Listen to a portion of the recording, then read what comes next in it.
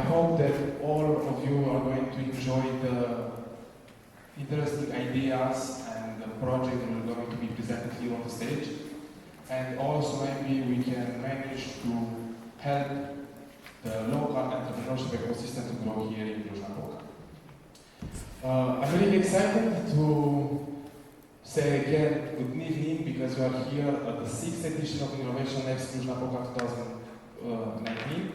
And also, before going further, I would like to present you what was the starting point of this 6th edition. Please.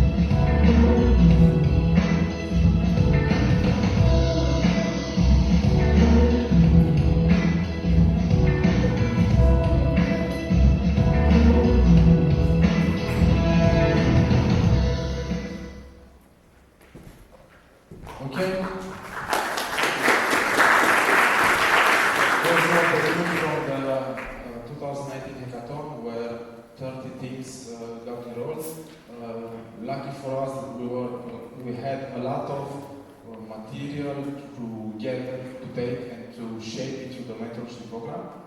Over the next hour, I will have the privilege to host this event, but this won't be my only job. I will try to be the team timekeeper. I will also try to present some basic rules and what we are going to do here on the stage. Also, our schedule is very, very tight, so please, all the pitchers try to comply with the following rules. So, every pitcher has to stay exactly here in this position. You have 2 footsteps, so please stay here. Every pitcher will have 2 minutes of visual, with the support of visual presentation, and followed by 2 minutes of Q&A session.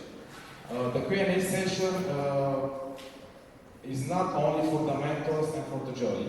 The Q&A session is for everyone from the entire room. So further, before we are going to start, I would like to mention our partners, the local and the national partners that made this event to happen. Firstly, our national partners are Romania American Foundation, Orange, BRD Group Societe Generale, Carrefour, OMV Petro, and Recover.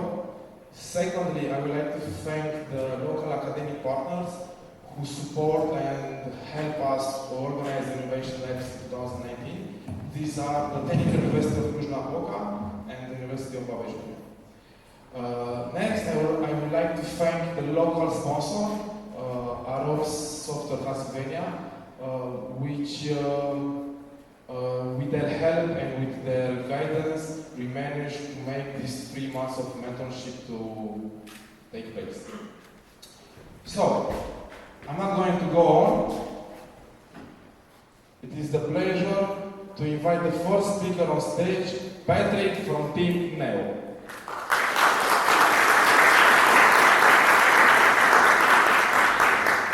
So please, Patrick, the stage is yours.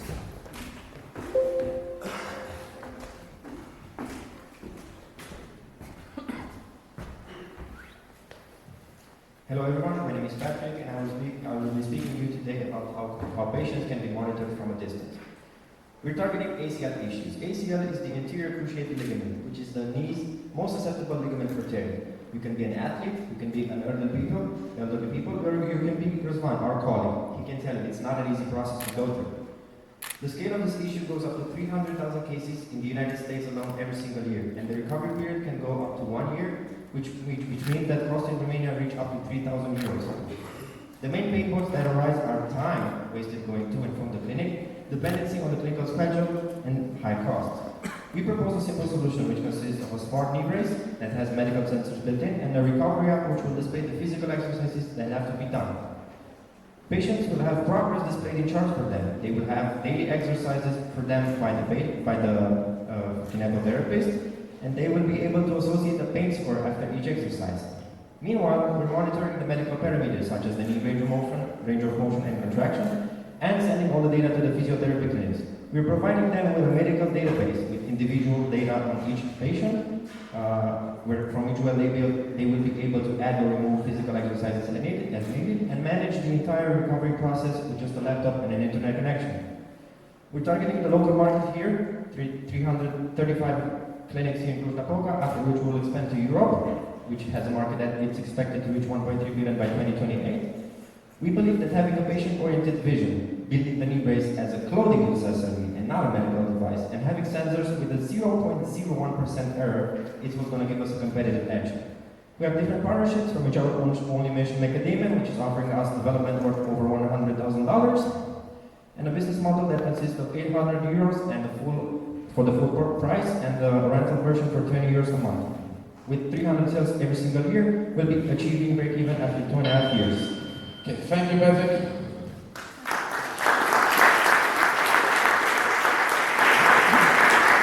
So now, 2 minutes Q&A.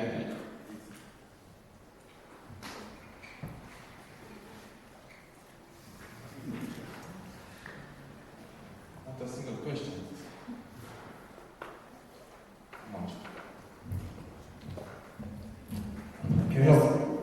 I'm curious to hear about the last slide that you skipped, the roadmap. Okay, so we're hoping to finish the MVP by June this year, go to 2 phases of clinical testing, and launch the product by January 2028. January 2020, sorry. Yes. So one part I didn't understand was the part where you mentioned that it's a clothing accessory and not a medical device. Is it going to be a medical device and I'm going to sell it as a recovery medical device, or is it going to be a clothing accessory helping recovery? I'm not sure how you... It's going to be a medical device, but we're building it to look like a clothing accessory so patients feel comfortable wearing it and not feel like they're wearing something alien or going full digital just for their recovery. It's aimed for comfort and patient pleasing. Yes. Did you study the conditions and the application process necessary for FDA approval or the European corresponding agency approval as a medical device? We have mentors who have been helping us in Europe, and we're not going to go to the American market. FDA is pretty solid. It's very tough and very long. I know, but it's going to take a lot of time, especially for the patent and all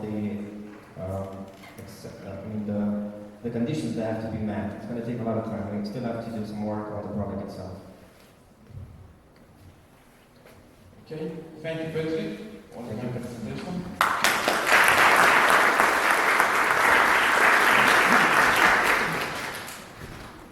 Next, I'm happy to invite on stage Dan, who will represent the first high school team from the team Pocket Services.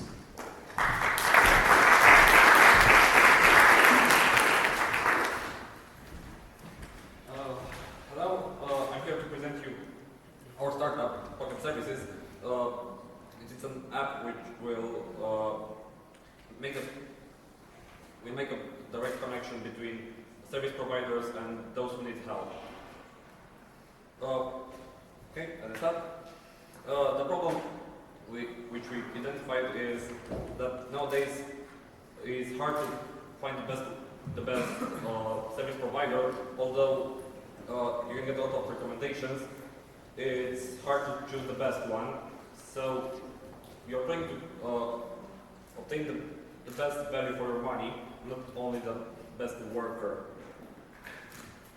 Our solution proposed to centralize all the data which will be given by the community and to help people find the best worker. As I said, they will find the best option for their money. Because we find out a problem that there are a lot of domains in which there are not workers who can provide a good work. So we are trying to invite students or people with very few experience to come to our platform to do the work for less money, but they will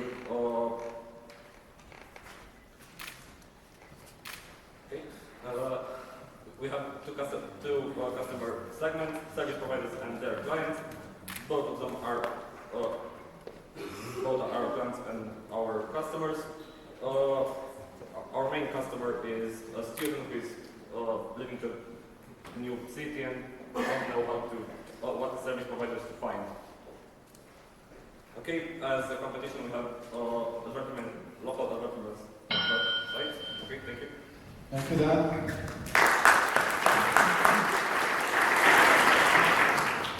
Questions?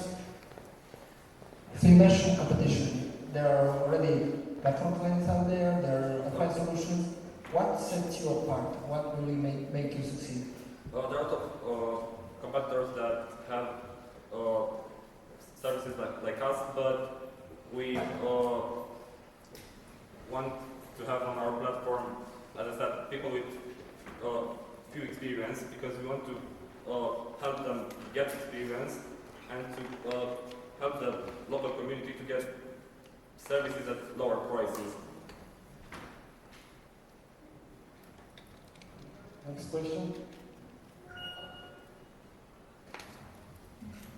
So one of the biggest problems with this, like low qualified skills, is that people don't find those willing to work. So how are you going to find them and convince them to work? There are a lot of tasks, daily tasks that can be completed by both a professional or somebody with just few experience. They want to enhance their experiences. That's, they are working. So we encourage them to work at smaller tasks, easier tasks, so they can gain experience and remain on their domain.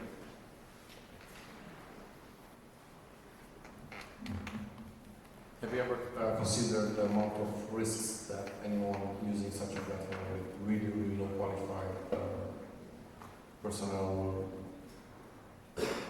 There is a risk, but we think that with that on our platform to be used by both professional workers and by not experienced one, so the customer can choose if its task needs to be fulfilled by a professional one, or it can be done by a. But if it can be done by somebody with no experience, maybe I can do it instead of somebody else. Selling point of view. Thank you. Thank you, Dan, for the presentation. Next speaker will represent the team Visionary. Your notes, please, the stage is yours.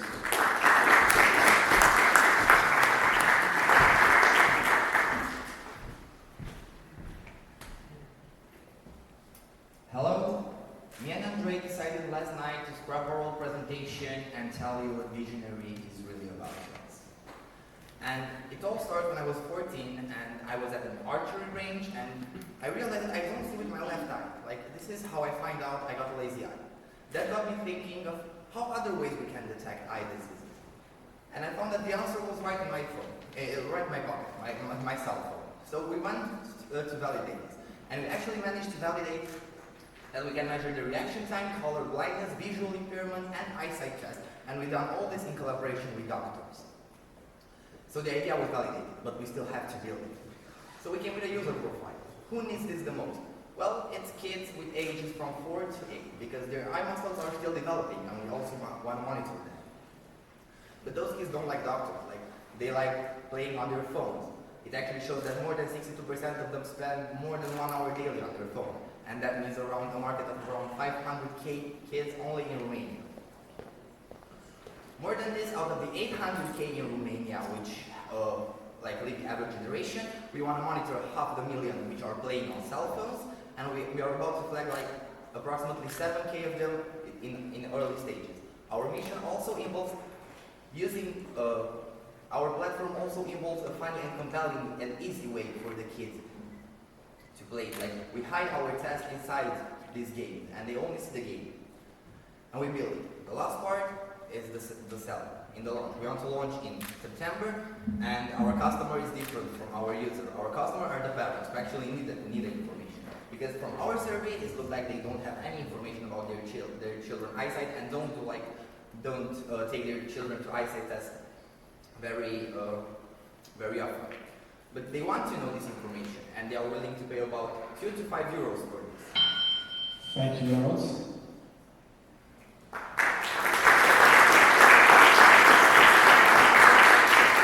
So, any questions? Remarks? No one. What's next for you? Well, later this year we want to have a fully functional version of our machine learning algorithms, which we want to scatter through all our data we've managed to gather and see what we can find there. This is why, for example, here we have another arrow there, because after those 7K we want to increase that number and increase the percentage of detection we can do. But we actually don't want to detect anything. We're not a medical device. We only want to flag the problems from their beginnings. So when you're 5 you can still correct your eyesight. When you're 17 you cannot do that. This is why we focus on this specific target market. But we also want to plan to launch a version for elderly, which has another UI, another set of buttons, and another set of user experience. What is the plan on the content side? What? Content. Because I saw some games. We actually started testing the game with children, with about 20 children last week, and next week we want to gather the results through a survey and want to see what they want to be changed in that UI. We also talked with a guy who works at Game Loft who try to help us, but we're just looking at how other hit clicker games work. Is the plan to build your own content or create a platform for others to build content for you? The algorithms we plan to still do them in collaboration with ophthalmologists. The storyline of the game we plan to do ourselves, and in collaboration with the community we plan to build around this game. I mean, if some kids really want, a character in a game, we'll do that. We're not ball developers. Tell me about that hero's willingness to pay for a parent. The willingness to pay? It's here. Same It was in the day. Thank you very much.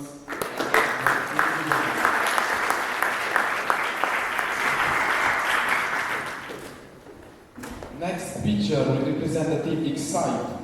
Alexandra, please, the stage is yours. Hello, I'm Alexandra. As a medical student, I struggle with excessive coffee and energy drinks during my finals week. So I decided to talk with 400 people and ask them if they struggle the same. 42% of them said they need stimulation to keep up with work, and that they get often excessive, and that gives them health problems. This was a problem especially among students, corporate workers, and people who work stressful jobs. So our issue was, can we improve productivity with another method? And I said, yes, we can do that by using magnetic field technology to stimulate the neurons involved in these tests. The scientific concept is already proven, and Excite was born with the aim of radically improving alertness, memory, and focus. It gives you better productivity and better mood improvement.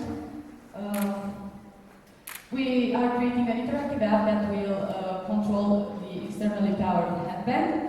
More than 77% of those we surveyed love the idea, so we envision Excite as a business-to-consumer one-time payment at 300 euros.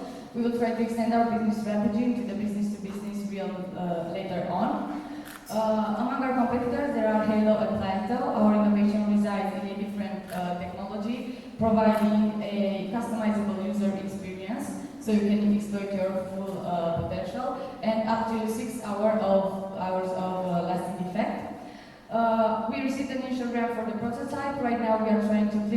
candidate Excite, and we are looking for seed investment in order to complete our product and launch by 2021.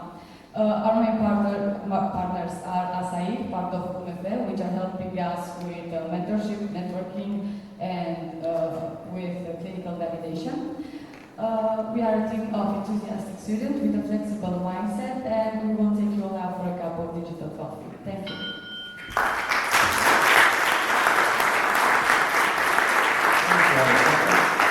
Questions, remarks?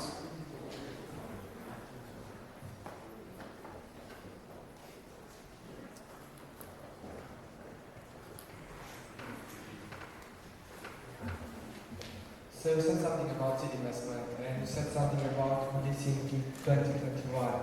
What kind of seed? Sorry, I didn't hear you. Okay, sorry. So you said something about searching for seed, looking for a seed investment, and you said something about trying to release the product in 2021. Yes. What kind of seed investment do you think you need in order to get to till 2021 with the product? The process of the clinical trial, because that's the next step of Excite, is very complex. So we are not sure yet how much that will cost and what that implies. So we will have to find that out later. Thank you. Did you search for a partner or for a solution for the final manufacturing of the device as a consumer electronics product? No, not yet, because we were very focused on creating an efficient prototype for today, and so we did not, but we are working on that. So where is the secret that you have here? Is it in the algorithm of those fields? Yes, basically you can call it an algorithm of stimuli. This technology is right now used in clinics for treatment like pathologies like depression and so on. But our innovation resides in scaling this technology and coming up with our own stimuli algorithms so we can enhance your cognitive performance. Who does that in your team? There are over 64 studies of cognitive enhancement based on this technology, and the algorithm, that's our secret. Saved by the bell again. Thank you. Thank you, Alexandra.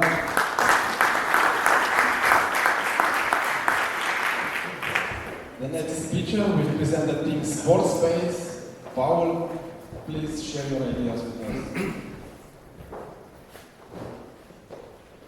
Hello everyone, we are Sports Space and we are here to solve the main reasons why people don't practice sports more often and why sports mentors lose customers. We found out that over 65% of Europeans don't practice sports regularly, and this has a negative effect over sports centers' businesses because most people will cancel their reservation if someone on the team drops out and they can't find enough replacements. As a validation, we asked people what would they do if someone on the team would drop out, and 21% said that they would cancel their reservations. We also asked them how hard it is to find teammates, and 57% told us it's a real struggle. And as the most important validation, we asked if we would help them train more, if they would always have a team available, and 67% told us it would definitely improve their lifestyle. Our solution is Sportspace, an app that provides a new registration method that would help you find activities based on your favorite sports. It would provide you more flexibility and help you build a healthier lifestyle. For sports centers, this app would mean more clients and would also result in fewer cancellations. As a competition, we found out that people are now using Facebook groups, their whole phone agenda, or sending emails to the whole forum marked as urgent to find people to join them on a football match. Our solution, we believe, is more refined and simpler.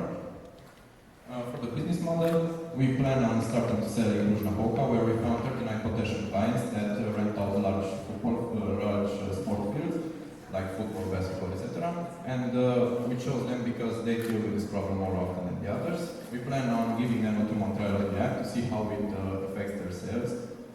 And after those 2 months, we will charge them 3% of their profits.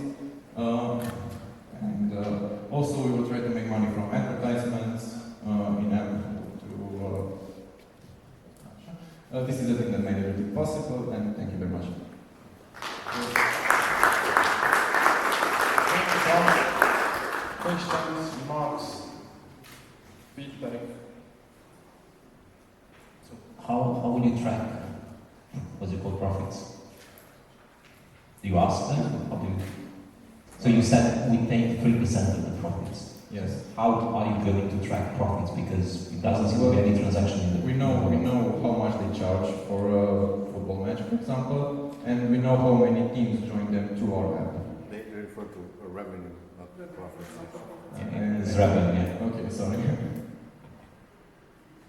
So there's no transaction in the product. They don't, and people don't pay anything. Even if people don't pay anything in the app. No, in the app, no. They pay directly to the sports centers. We take the money from them. So why not? Why would they pay? Why not? Why don't they pay in the app? Like, yes, that could be a viable option.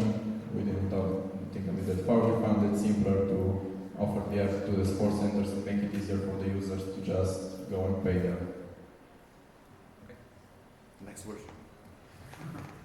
Other questions, remarks, feedback? Okay. Thank you, Paul. Thank you.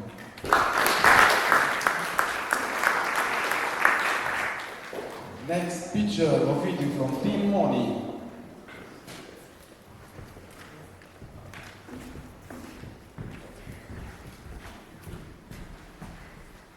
Money, the accountant in your pocket. It's very easy to spend money today. We do that by simply swiping the plastic card, by touching a screen. But that also makes it very easy to lose control of our spendings. The need is confirmed by the millions of users looking for expense tracking apps. But a major pain point of these apps is the amount of manual work required to enter data. And that's what we are trying to solve. For now, Money uses the SMS alerts sent by banks after each card payment in order to automatically track expenses. It then groups them into categories such as food, transportation, health, pets. It shows end-of-month reports and a simple chart that allows users to easier understand their spending habits. We have a freemium business model. Most of the app is free. You only pay to see the chart. Once we build more premium features, we are going to bundle them into a monthly subscription. Right now, we have an MVP. Next steps are to acquire more users and to switch from SMS alerts to an open banking connection that will allow us to reach our scalability potential. While in the SMS alert phase, we are targeting 500K users through marketing and partnerships with the banks. Once we switch to open banking, we are looking at 300 million users that we are going to get through marketing and referral campaigns. We have very good feedback so far from our users, more than 2,000 installs, an 11% conversion rate from free to premium, and a 60% monthly retention rate for the first 2 months. I'm Ovidio, I helped design the product. Eduard, Alexandra, and Konstantin brought the vision to life. I believe we have the motivation and a good mix of skills to tackle this problem. Thank you.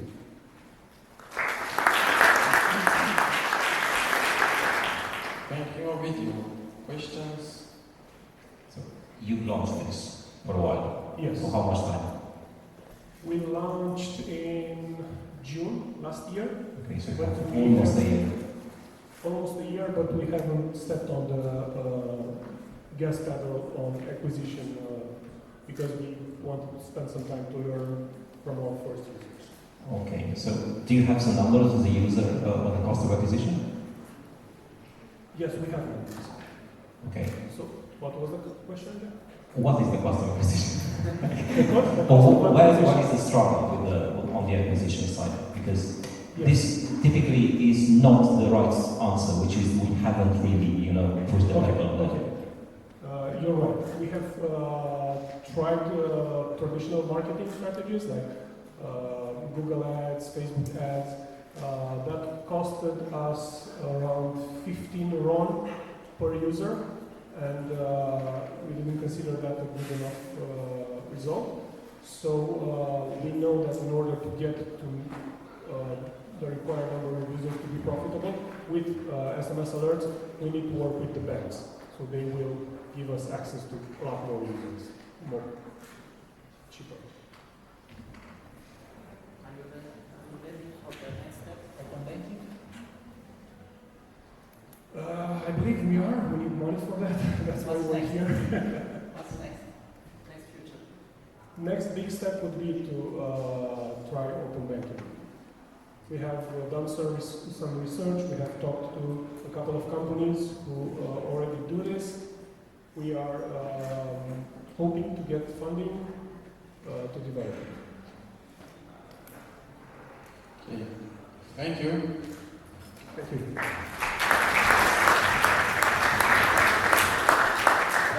I'm happy to introduce the next speaker, Matt from team Go Tiny Life.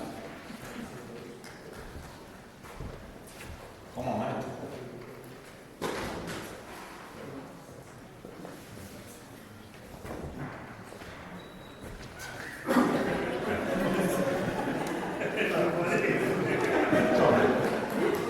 Does this work? We are Go Tiny, and we are creating the online marketplace for everything tiny house related. Currently, over half of the tiny houses are sold through Facebook groups. In Facebook groups, you cannot even filter the most basic features.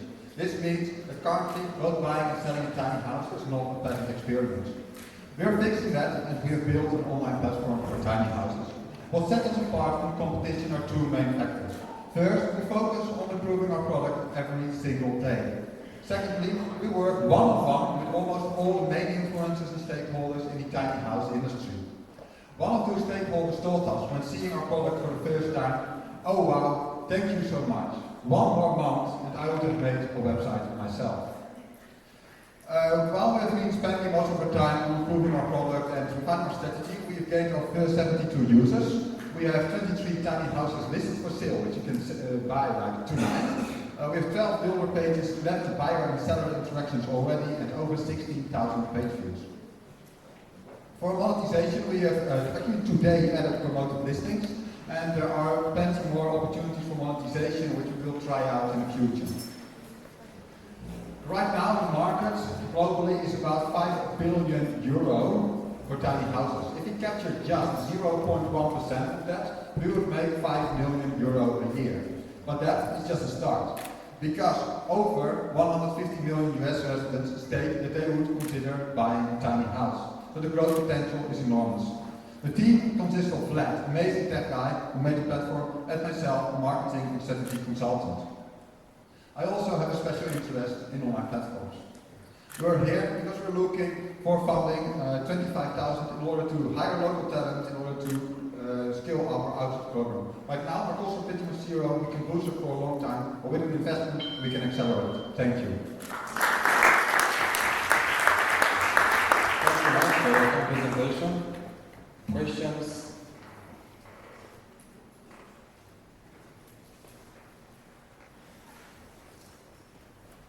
Okay, I've got a question. How many users do you have till the boost day? Sorry. How many users did you manage to get till the boost day? In the boost day event? We got a listing during the boost day, and it was funny because we had to page and we were checking the website, and suddenly we had an additional user or listing. I don't know about the user count, it's a tricky one. I know that we got 10, I think, yesterday.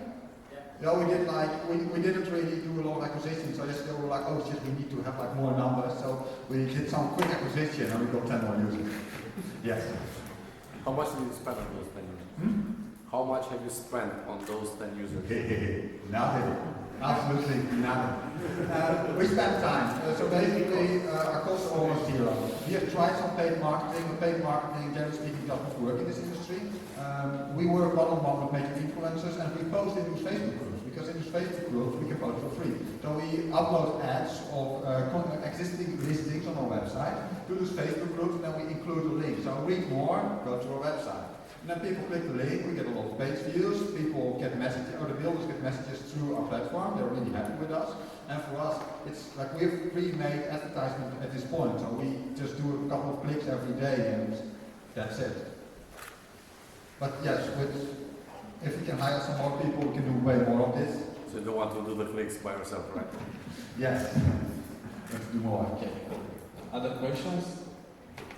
Okay, thank you, madam, for the presentation.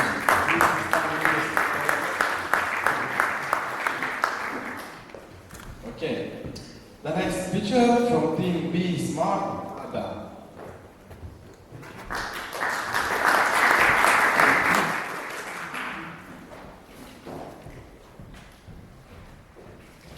Hello, we are Chris Mark, and our main aim is to come up with a new approach of beekeeping. We started that by launching a quiz in one of the most important beekeeping groups on Facebook, and out of 150 answers, we found out that 75.3% of our potential clients unnecessarily went to the apiary, and 53% of them had damage because they decided not to check out the hives. So we asked them how much an app would help, and 71% of them found like very useful.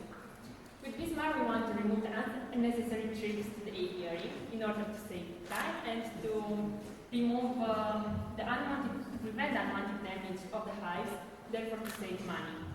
Our solution is made of a sensor kit and a mobile app. The sensor kit has 3 components: a humidity, a temperature, and a weight sensor. Based on the given values, 2 graphs are generated, 1 for each sensor type. In addition to this, the traditional apiary book can be replaced with a digital version of it. The market size in Romania is of almost 22,000 beekeepers, and it has continuously increased since 2000. In 2015, Romania being European leader at honey production.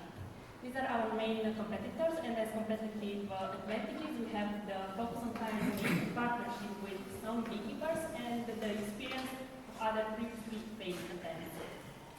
As a one-time payment, we want to obtain 200 lei per kit by selling and delivering the app, using the sensor maintenance as recurring revenue. For our future goals, we want to create a website for the sensor kit and to set up meetings with potential clients in order to test our app in a real environment. This is our amazing team. Thank you for your attention.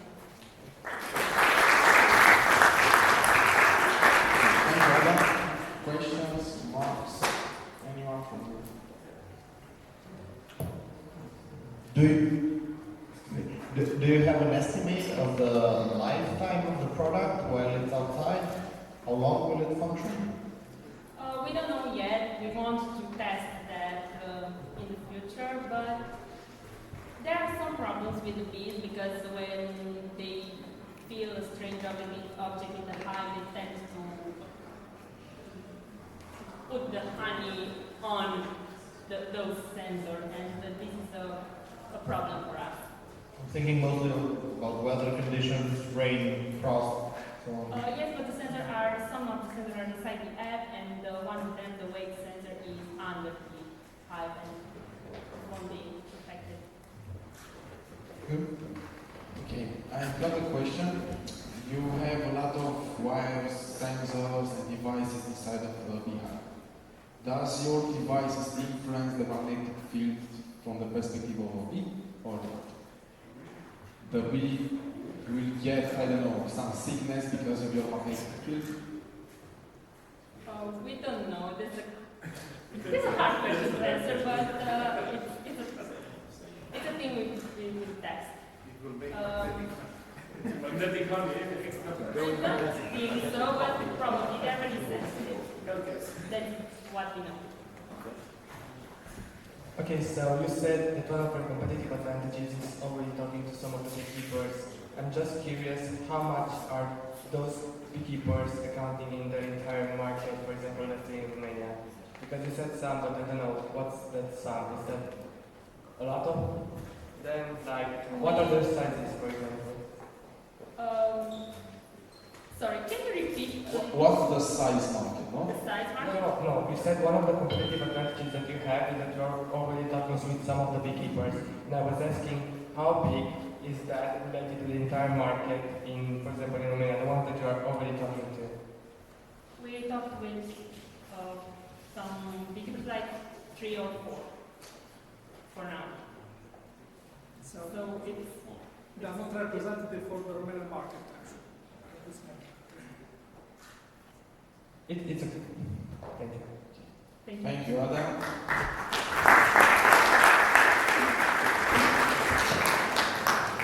Next speaker, Mihai from World AI. Please, Mihai, the stage. Floor is yours.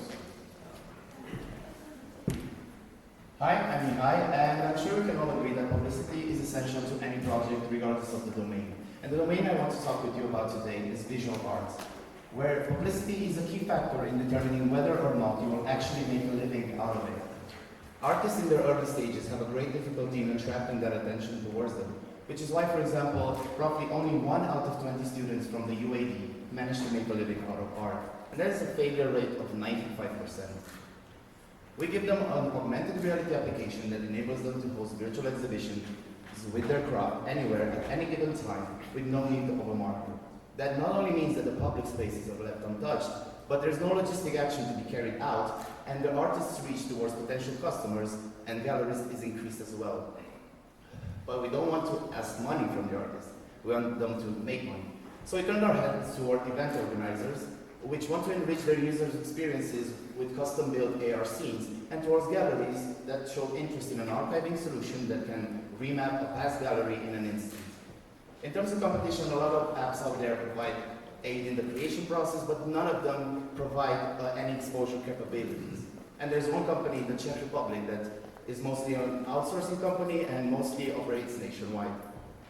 We'll charge 200 euros for events that last per hour, for events that last under 24 hours, and 0.5 euros per unique user request for events that last longer.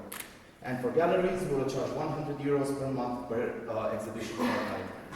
We are currently invited to a couple of events from Cluj DemoDay and waiting replies from London where we want to have a permanent exhibition. We are currently at the end of our technical development, and we hope on launching the artist tool by the end of 2020 after we raise enough budget. This is our team. We are 5 students from the Technical University of Cluj DemoDay, willing to bring technology closer to the people.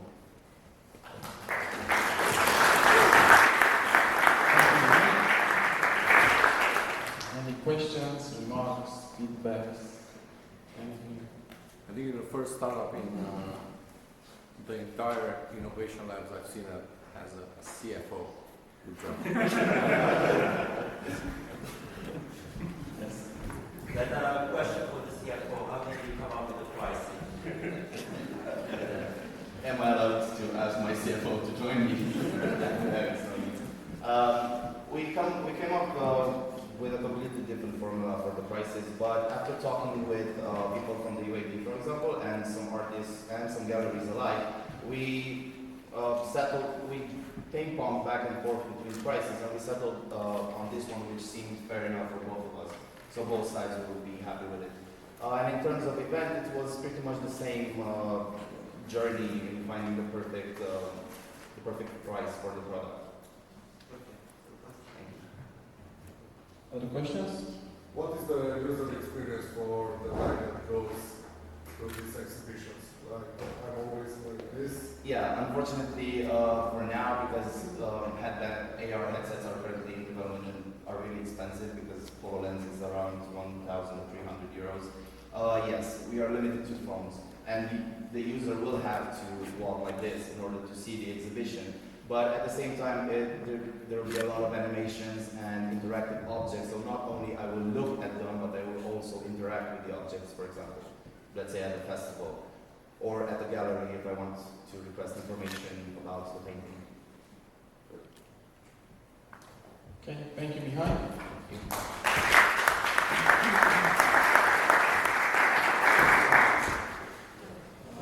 Next speaker, Radu. Include mine.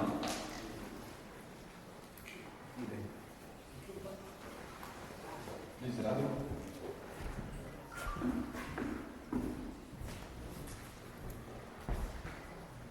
Hi, I'm Radu from Cluj. In Romania, around 64% of hireable people have a job. The story changes drastically when you talk about disabled people. Only around 80% have a job. The reasons are many. Social rejection, companies' lack of awareness, discrimination, or inadequate professional training are just some. The unemployed 82% that lack a job lack also the social interaction, the financial support, and all the other benefits of having such a job. At Cluj DemoDay, we want to increase their employment rate by better connecting disabled people with companies that need them. To do that, we need to bring benefits to both sides. For disabled people, we want to train and support them, and for companies, we provide them access to untapped talent pool and reduce costs. In Romania, companies have a quota of 50 employees of workers with disabilities. By helping them comply with these kind of policies, we reduce costs for them each month. And this is a projection of how charging only a 10% fee of that money saved each month would look like. Currently, we're trying to better validate this model, and by summer we want to have our very first few disabled people hired through our platform. Initially, we will target only disabled people from Romania, but there is room for us to grow as other countries face similar issues and policies. Beyond that, we want to expand more into the social and potentially the medical aspect of disability. We don't want to end up being just a job board for disabled people. Currently, we are 2 people working on this. Me, who covers the business and technical side of it, and Roxana, who covers the medical side.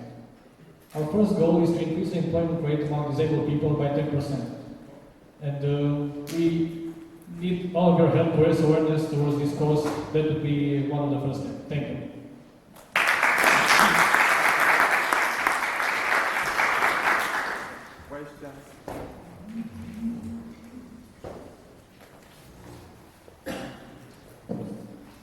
How many people will be in the 10%? The 10% I think would be around a little bit over 10,000, which is... Sounds much better. Yes. Thank you. The data is very hard to find because there is not really a centralized institution that does this kind of stuff. 10,000 people. Yeah, sure, please. You said 70 million disabled people in Europe. That's 10% of the inhabitants in Europe are disabled. Is this what you're saying? That is quite a high number. Yes, and worldwide there are around 1 billion. That includes also the people that can work. Some of them are older. So for the hireable people, the percentage is lower, but there are still quite a few of them, surprisingly. Okay, thank you, Radu, for sharing your ideas.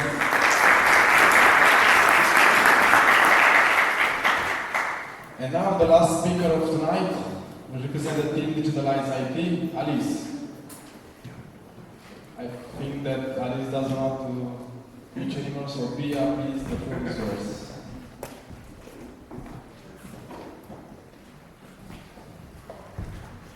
Because my colleague was feeling very bad, I had to take her place in the last meeting. So I'm here, I'm Ben, and I'm presenting you digitalizing.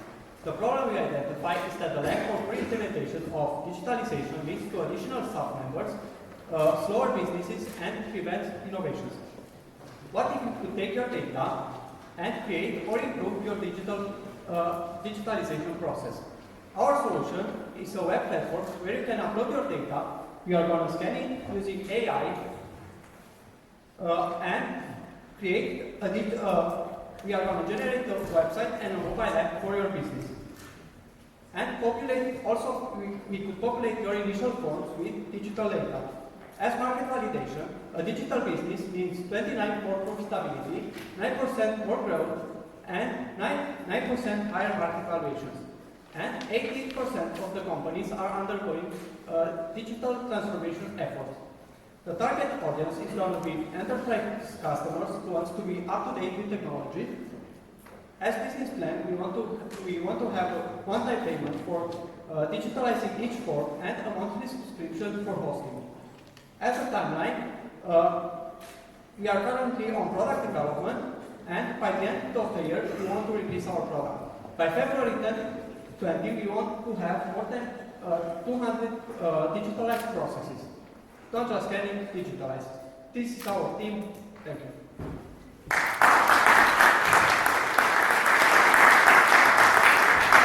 Thank you, Pia, for the presentation. Questions, remarks, feedbacks? Nothing. About your AI, do you have any metrics in terms of how you scan a document and then what percent of it is really as a real thing? Because we don't want to scan just one document, we are going to use multiple documents. For example, for multiple digital documents, the accuracy is going to be very high. Because carrying multiple documents? Yeah, because when you are going to upload it on our website, you are not just uploading one document, you are going to upload multiple documents. That's why we could scan multiple documents and the accuracy is going to be very high. We currently can scan the document and obtain very good accuracy. More than 90%.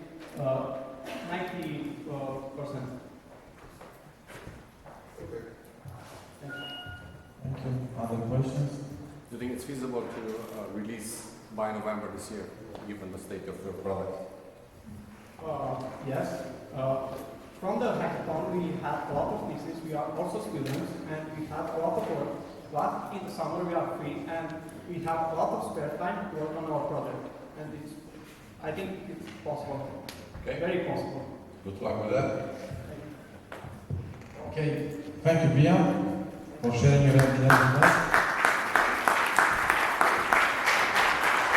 So, Bia was our last speaker. And now I know that you are all of them are excited but at the same time tired. But now please give us 10 minutes to deliberate with the jury. And the jury, please go out of this room, go in the hall entrance. And the rest of us, please stay here till the jury deliberates and take these 10 minutes the opportunity to come here on the stage and take a picture with the entire team here in front of this stage. Thank you.